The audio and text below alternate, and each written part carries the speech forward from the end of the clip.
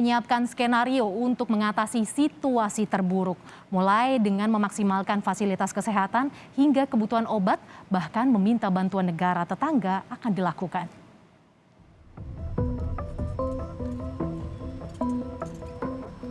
Hingga saat ini pemerintah terus berupaya menekan angka positif COVID-19. Namun nyatanya kasus harian COVID-19 di Indonesia terus bertambah. Berdasarkan data Satgas COVID-19, Senin lalu mencatat tambahan 29.745 kasus positif dalam waktu 24 jam. Ini merupakan kasus tertinggi kedua di dunia selama pandemi berlangsung di tanah air.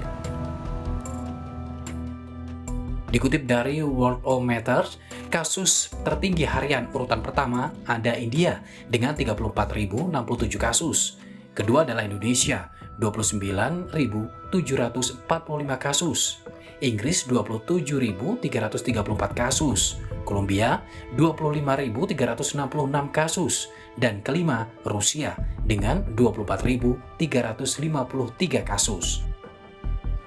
Menteri Koordinator Bidang Maritim dan Investasi Luhut Binsar Panjaitan pun menyatakan angka ini bisa terus naik sampai 40.000 atau lebih.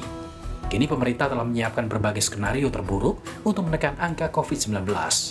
Ya mungkin nanti kita sampai ke 40.000 ataupun lebih. Oleh karena itu, skenario untuk menghadapi itu tadi sudah kita lakukan. Jadi baik mengenai obat, mengenai oksigen, maupun tadi rumah sakit.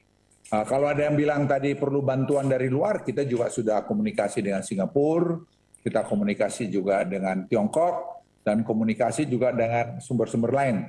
Jadi sebenarnya Luhut menambahkan tidak perlu khawatir yang berlebihan, pasalnya segala kekuatan sudah dikerahkan untuk menekan angka positif COVID-19.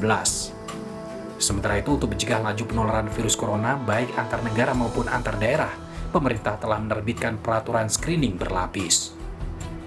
Signifikan adalah kewajiban untuk membawa keterangan ataupun surat telah divaksin dosis lengkap dan juga melakukan karantina selama 8 kali 24 jam. Kemudian pada hari ke-7 dilakukan PCR kedua. Kasus aktif COVID-19 di Indonesia hingga saat ini mencapai 324.597 orang, dengan penambahan kasus positif harian sebanyak 31.189 kasus. Kasus sembuh 15.863 kasus, dan meninggal 728 kasus.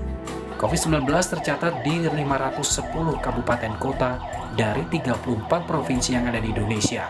Ini berarti penularan virus corona sudah terjadi di lebih dari 99% wilayah Indonesia. Tim Liputan Kompas TV.